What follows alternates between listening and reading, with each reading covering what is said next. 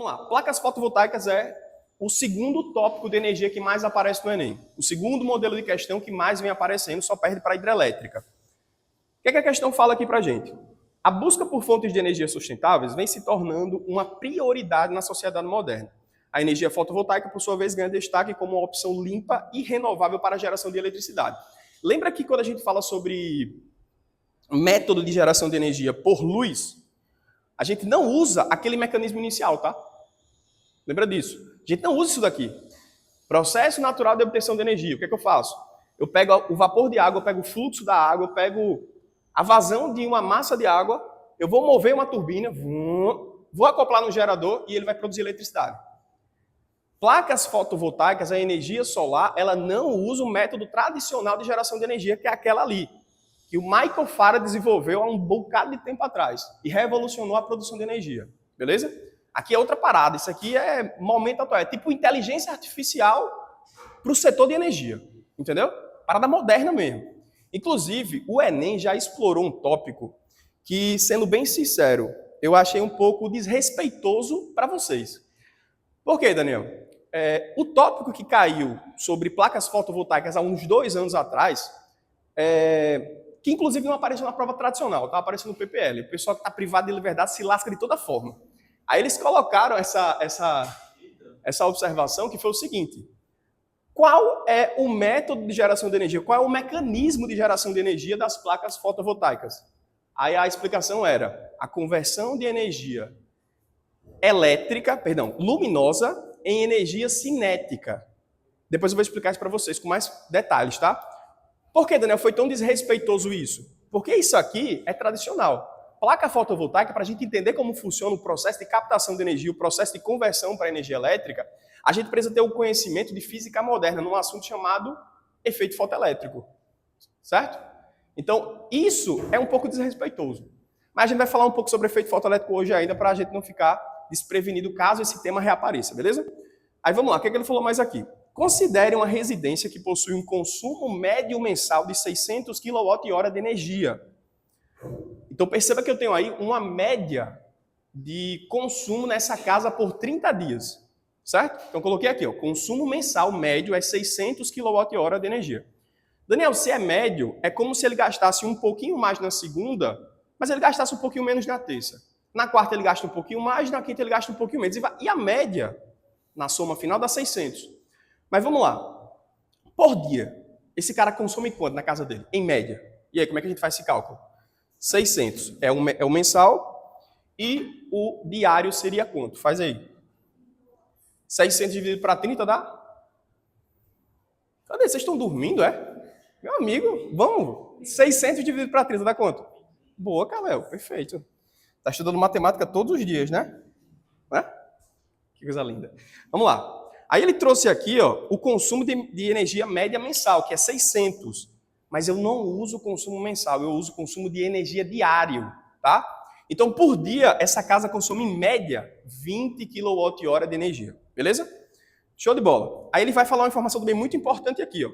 Para isso, a ideia seria instalar placas de captação de energia solar no telhado dessa casa que recebe diariamente uma irradiação solar média de 5 kWh de metro.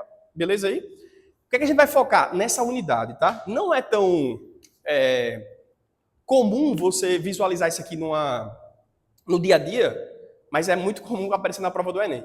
E lembra que a função da prova do Enem, por ser uma prova governamental, é reeducar a sociedade. A gente, até um dia desse, não sabia o que significava BTU de um ar-condicionado. Apareceu na prova do Enem. Qual o significado de BTU? Até um dia desse, a gente não sabia a diferença de ampere-hora para quilowatt-hora. Acredita? Ampere-hora é o quê? Quilowatt-hora é o quê? É importante saber disso, porque o Enem já perguntou tudo isso. Pô, o que danado é quilowatt-hora por metro quadrado? É a taxa de irradiação. O Sol, segundo aí a questão, ele incide, ele gera, né, numa placa ali de 1 metro quadrado de superfície, 5 kWh de energia, certo? Então, se eu tenho uma placa fotovoltaica de 1 metro quadrado, eu vou sofrer uma irradiação solar, vou receber uma energia eletromagnética, eu vou receber uma energia luminosa de 5 kWh. Mas lembra, essa placa não é ideal. Inclusive, esse é um dos maiores problemas dessa fonte de energia. é o rendimento das placas fotovoltaicas, que é muito baixo ainda. Nessa placa, a gente teve aqui, cara, uma revolução na ciência, 20% de energia, 20% de conversão. Mas hoje, o que a gente encontra ali no dia a dia. Perto da minha casa tem um lugar que vende, que é como se fosse uma fazenda de placa fotovoltaica. Aí lá tem umas promoções. Compre aqui por R$9.000 uma placa fotovoltaica, não sei o que, não sei o que. É promoção. E geralmente, quando é promoção, eles vão reduzir o quê? Alguma coisa, cara. E geralmente essa redução vem aqui, ó, no rendimento. Então você paga R$9.000 numa placa fotovoltaica, mas o rendimento da placa é de 8%. É de 5%. Ah, Daniel, vale mais a pena eu pagar 12 mil e comprar uma placa de rendimento maior, né? Com toda certeza. Então, se você for colocar na ponta do papel, na ponta do lápis, na verdade, né? Você vai conseguir perceber que vai ser um barato que vai sair caro. Mas, de fato, é muito mais eficiente ainda do que você estar emitindo petróleo, queimando petróleo para emitir gás de efeito estufa na atmosfera. Concorda comigo? É um avanço, né? No futuro a gente vai conseguir, de fato, uma eficiência muito maior aí. Mas beleza. Então, interpretando essa unidade mais uma vez. No Sol vai sair uma energia, inclusive, ó, sinônimos para energia luminosa, que o Enem já cobrou, inclusive. A placa fotovoltaica vai receber uma energia luminosa. Vamos lá, sinônimos, começando com a letra R. E aí, Calel? Sinônimos começando com a letra E. Exatamente. Energia radiante. Já apareceu no Enem esse termo, tá?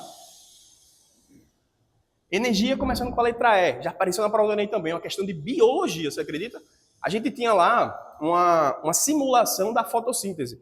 Inclusive, a tecnologia, né? Ela imita muito a vida. As pessoas olham, por exemplo, para uma árvore como essa e estudando justamente a microbiologia dessa árvore, a gente percebe que existem ali organelas que vão captar energia fotovoltaica, energia luminosa, energia radiante e converter em energia química depois, a produção de ATP, sei lá.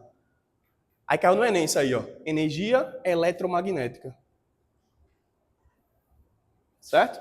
Então, energia luminosa pode ser chamada de energia radiante, pode vir com o sinônimo de energia eletromagnética. Beleza? E no final, de fato, ele vai produzir energia elétrica. Isso aqui é o trabalho realizado por uma placa fotovoltaica. Daniel, voltando aqui para a parte da placa em si. Se essa placa tem 20% de rendimento, significa dizer que esse 1 kWh por metro quadrado que o Sol emite, na verdade, vai produzir para a gente aqui quanto? Quantos kWh? De fato, se tem um 20% de rendimento. Concorda que é 1 kWh? Então, o Sol vai emitir nessa superfície 5 kWh de energia. Mas pelo rendimento dessa placa só ser de 20%, a gente só consegue 1 kWh ser utilizado. Então, vamos lá. Nessa casa, eu vou colocar uma placa fotovoltaica de que dimensão? Eu sei que ela precisa de 20 kWh de energia por dia, certo? Então, eu coloco quantos metros quadrados de placa? E aí? 20, né? Pô, Daniel, a gente praticamente não fez cálculo, né? Concorda comigo? Praticamente não fez cálculo, a gente interpretou. Isso é física, tá? Porque tem fórmula para isso. De fato tem fórmula para isso. Mas a gente usou praticamente o conceito da matemática chamado proporcionalidade, né? A gente viu lá a porcentagemzinha, colocou aqui, fez a interpretação de fato, que a física exige isso de você. Então, se o consumo diário é de 20 kWh, quanto é que vou precisar? Se para cada 1 metro quadrado eu tenho uma produção de 1 kW de energia. Então, vou colocar aqui 20 metros quadrados, tá? É como se fosse uma placa de 4x5, né? Pequenininha até, né? Mas bacana. E aí, faz sentido essa questão para vocês?